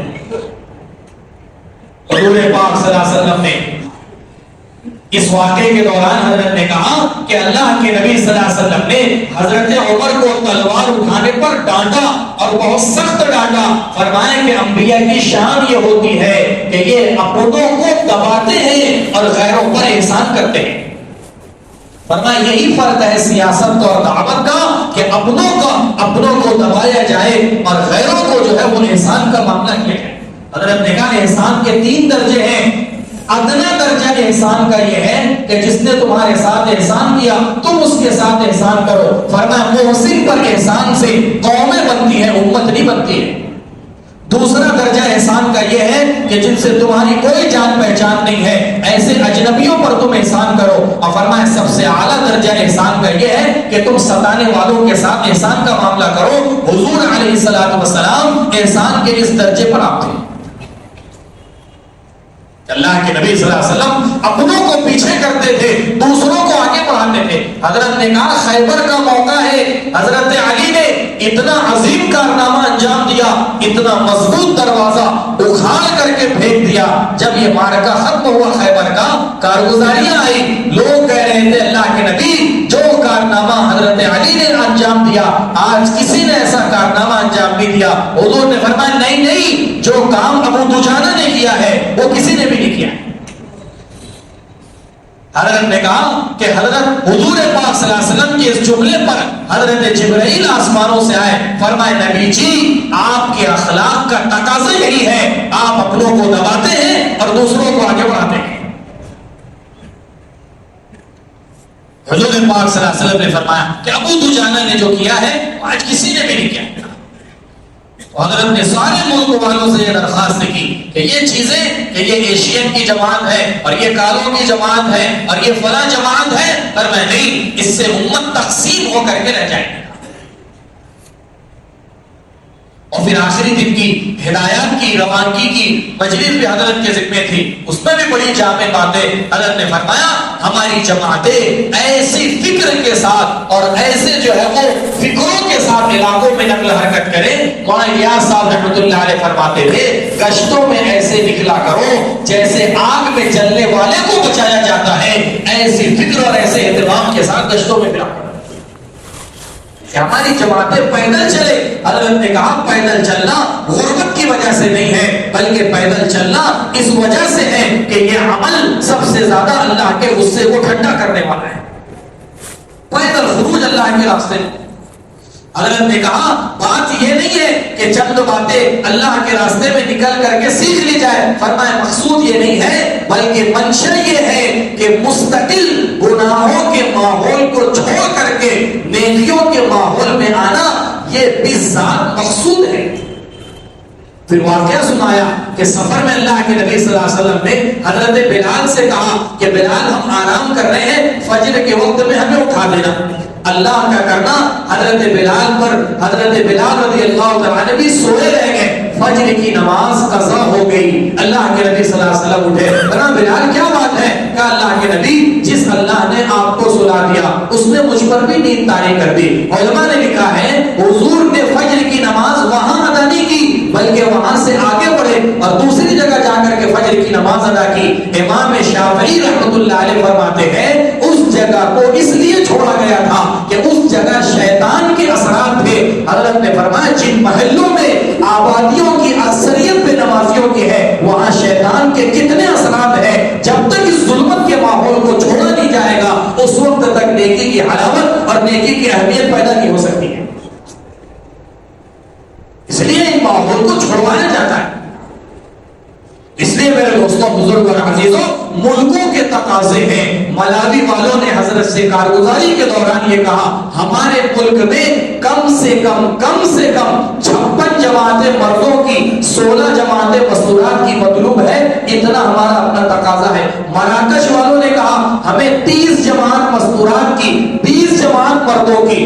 ممالک کے تقاضے 50 کے اعتبار سے جماعتوں کے ہیں، اتنے تقاضے ہیں ملکوں کے، نظام الدین کی جماعتوں کے۔ میرے دوستوں، بزرگوں اور عزیزوں، یہ عملہ ہم کو اور آپ کو ہی ان تقاضوں کو پورا کرنا ہے۔ ہمارے اپنے تقاضوں کے پورا نہ کرنے کی وجہ سے ممالک کے ممالک، علاقے کے علاقے ارتداد کا شکار ہیں۔ لوگ کہہ رہے ہیں تم 8 سال کے بعد آئے ہو، تم 3 سال کے بعد آئے ہو، اب تمہیں خبر لگی کہ ہم یہاں رہتے ہیں، ہم تو برسوں سے اس مسجد کے اطراف میں رہ رہے ہیں، اب تک تم کہاں تھے؟ ایک شخص کے پاس جانا ہوا، 27 سال پہلے ارتداد کا شکار ہوا، کہنے لگا 27 سال میں تمہیں کبھی موقع نہیں ملا ہمارے حال چال لینے کا، 27 سال کے بعد اب آ رہے ہو۔ میرے دوستوں، بزرگوں، مولانا یوسف صاحب فرماتے تھے ہم خروج موسم کے اعتبار سے کرتے ہیں اور ارتداد کا کوئی موسم نہیں ہوتا ہے۔ مسلمان جب اسلام کو لے کر کے بیٹھ جائیں گے اور مسلمان جب اسلام کو لے کر کے نقل حرکت چھوڑ دیں گے پھر اسلام سے نکلنے کے دروازے تو کھل جائیں گے، اسلام میں داخل ہونے کا دروازہ نہیں کھلے گا۔ میرے دوستوں، بزرگ اور عزیزوں، ایسے علاقوں کے حالات اور ایسے علاقوں کی کارگزاریاں، کئی ایسے محلے ہیں، کئی ایسے علاقے ہیں جن گھروں تک ابھی میرے دوستوں صحابہ تو تھوڑی دیر حضور کی مجلس سے غیر حاضر ہو رہے ہیں تو اپنے اوپر نفاق کا اندیشہ ہو رہا ہے کہ حنظلہ تیری کیفیت بدل گئی۔ آپ اندازہ لگاؤ جن کے کانوں میں سالہ سال سے اللہ کے ہونے کی بات نہیں پڑی ہے ان کے اپنے ایمان یقین کا کیا ٹھکانا ہے، کیا سطح ہے ان کی؟ لوگوں نے کہا ملاقاتوں میں 8 سال کے بعد تم آ رہے ہو، 6 سال کے بعد تم آ رہے ہو، 3 سال کے بعد تم آ رہے ہو، ہم سال بھر کے بعد مسجد میں آ رہے ہیں، ہم جو ہے مہینوں کے بعد مسجد میں آ رہے ہیں، 3 مہینے کے بعد مسجد میں آ رہے ہیں۔ میرے دوستوں، بزرگ اور عزیزوں، یہ تو مہینے بھر کی اور 2-4 محلوں کی کارگزاریاں ہیں۔ ایسے اگر دیکھا جائے علاقے کے علاقے ہیں، ملک کے ملک ہیں۔ اس لیے میرے دوستوں، بزرگ اور عزیزوں، یہ ہماری اپنی ذمہ داری ہے۔ حضرت نے 2 حدیثیں بیان کی وہاں اجتماع میں، فرمایا کہ پوری امت کی ذمہ داری ہے۔ اللہ کے نبی صلی اللہ علیہ وسلم نے کشتی سے مثال دی، جسم سے مثال دی۔ انگوٹھا بیمار ہو تو یہ نہیں کہتے انگوٹھا بیمار ہے، بھائی پورا آدمی بیمار ہے، پورا شخص بیمار ہے۔ کسی علاقے کا ارتداد، کسی علاقے کی بے دینی اس علاقے کا مسئلہ نہیں ہے بلکہ یہ تو پوری امت کا مسئلہ ہے۔ کشتی کے نیچے کے منزلے میں اگر لوگ سہولت کے لیے سوراخ کر رہے ہیں، یہ سہولت نہیں ہے، یہ ہلاکت ہے۔ نقل و حرکت کے بغیر جتنے ذرائع یہ نیکیوں پر لانے کے سہولت کے راستے ہیں، یہ سہولت نہیں ہے۔ تم کشتی کے اندر 1000 پمفلیٹ بھی چھپ کر لگا دو کہ اس میں سوراخ مت کرو، تب بھی وہ سوراخ ہو جائے گا، اور تم کشتی کے اندر لاکھ اعلان کرو کہ اس میں سوراخ مت کرو ورنہ ہم ڈوب جائیں گے، ان سے نہیں بچنے والے۔ بلکہ حدیث میں آتا ہے جب تک اوپر والے ان احمقوں کا ہاتھ نہیں پکڑیں گے اور ان کو اس حرکت سے نہیں روکیں گے، نہ خود بچیں گے نہ نیچے والے بچیں گے۔ اس لیے میرے دوستوں، بزرگوں، خود اپنی ذات سے عمل کا کرنا یہ مجاہدہ ہے، انسان کا عمل مطلوب ہے۔ اس لیے میرے دوستوں، بزرگوں، خروج کے اعتبار سے، ملکوں کے اعتبار سے، بیرون کے اعتبار سے، ساری دنیا کے اعتبار سے تقاضے ہیں۔ قربانی دینے والے بڑی بڑی قربانیوں کے ساتھ، بڑی بڑی مشغولیتوں کے ساتھ، بڑی بڑی مصروفیتوں کے ساتھ اللہ کے راستے میں نکل رہے ہیں۔ ایک عرب سے مکہ مکرمہ کی جماعت تھی، اس میں ایک عرب سے ملاقات ہوئی، کہنے لگے، میں نے پوچھا کہ آپ کا خروج چلے کا ہے یا 4 کہنے لگے 4 مہینے کا، ایک چلہ ہمارا ہندوستان میں ہو گیا ہے، ایک چلہ یہاں ساؤتھ افریقہ، اور ایک چلہ ہمارا موزمبیق ہے مشورے سے۔ میں نے پوچھا کہ یہ آپ کا کوتا 4 مہینہ ہے؟ کہنے لگے اللہ کا فضل ہے 10 سال سے پابندی کے ساتھ 4واں سال کا لگ رہا ہے۔ میرے دوستو فارغ نہیں ہے۔ میں نے ان سے پوچھا تمہارا کام کیا، تمہاری مشغولی کیا ہے؟ کہنے لگے میں جدہ ایئرپورٹ پر امیگریشن آفیسر ہوں۔ فارغ آدمی نہیں ہے، فرصت والوں کا کام، اور میرے دوستوں بزرگوں فارغ لوگوں کا کام نہیں، انتہائی مشغول ہیں، انتہائی مصروفیتوں میں ہیں، اور انتہائی بڑی بڑی ذمہ داریوں پر ہونے کے باوجود نقل حرکت میں ہے، محنت میں ہے، مجاہدے میں ہے۔ حالانکہ کہنے لگے مجھے 30 سال سے آدھے سر کے درد کا یعنی شکایت ہے 30 سال سے، اور جب یہ درد شروع ہوتا ہے تو بعض جگہ ان کی پوری جماعت آئی، وہ نظر نہیں آئے۔ میں نے ساتھیوں سے پوچھا کہ فلاں صاحب آئے نہیں؟ کہنے لگے اتنا شدید درد ہے کہ وہ اٹھنے کے اور چلنے پھرنے کے بھی قابل نہیں ہے، اس حال میں بھی اللہ کے راستے میں پھر رہے ہیں۔ میرے دوستوں بزرگ اور عزیزوں، مولانا یوسف صاحب فرماتے تھے حال کو دیکھ کر کے اللہ کے راستے میں نکلنے والے یہ حال کے امر کو بھی ضائع کر دیں گے۔ کوئی حال صحابہ نے باقی نہیں رکھا ہے، کوئی عذر صحابہ نے باقی نہیں رکھا۔ کیا ان کے بیمار نہیں چلے اللہ کے راستے میں؟ ان کے بوڑھے نہیں چلے، ان کی مستورات نہیں چلی، ان کے بچے نہیں چلے، ان کے نوجوان، ان کے نابینا، ان کے ہاتھ اور پیر سے معذور کوئی ایسا نہیں ہے۔ بزنس مین بھی ہے، تاجر بھی ہے، آدھی رات محنت کر کے چند مٹھی کھجوروں کا لانے والا بھی ہے، اور حضرت عثمان غنی جیسے بھی ہے جو ایک تہائی لشکر کے کھانے پینے کا اور سواری کا انتظام کر رہے ہیں۔ ہر قسم کے لوگ ہیں، ہر کیٹیگری کے لوگ ہیں، لیکن قربانی میں کوئی پیچھے نہیں ہے، خوشی خوشی واپس نہیں بلکہ آنسو بہاتے ہوئے غمگین، اگر کسی وجہ سے نہیں جا پاتے تھے انتہائی صدموں کے ساتھ ہارے دل سے بوجھ کے ساتھ واپس ہو رہے ہیں کہ کیا کریں، گنجائش نہیں ہے نکلنے کی۔ میرے دوستوں بزرگ اور عزیزوں، اس لیے ہماری اپنی ذمہ داری ہے، اس کو اپنا تقاضا سمجھیں، اس کو اپنی ذمہ داری سمجھیں۔ اپنے ماحول میں رہ کر کے ہمیں اندازہ نہیں ہوگا۔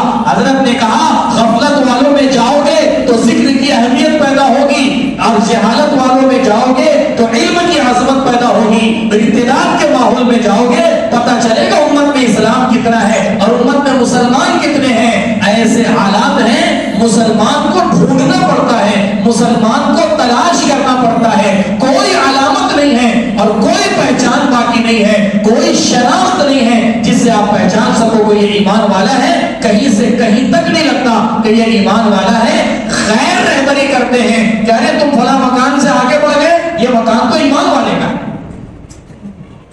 ساتھی ملاقاتوں میں جا رہے ہیں، ہمارے رہبر کو وہ زمبابوے کی عورتیں آواز دے کر کے کہہ رہی ہیں ان کی زبان میں کہ میرا بھائی ہے، گھر پر ہے، ہم تو اسلام میں نہیں ہے اور ہم مسلمان نہیں ہے، لیکن تم ان سے جا کر کے ملاقات کرواؤ۔ وہ اپنے آپ کو مسلمان کہتا ہے لیکن اسلام کا اس کا کوئی تعلق نہیں ہے۔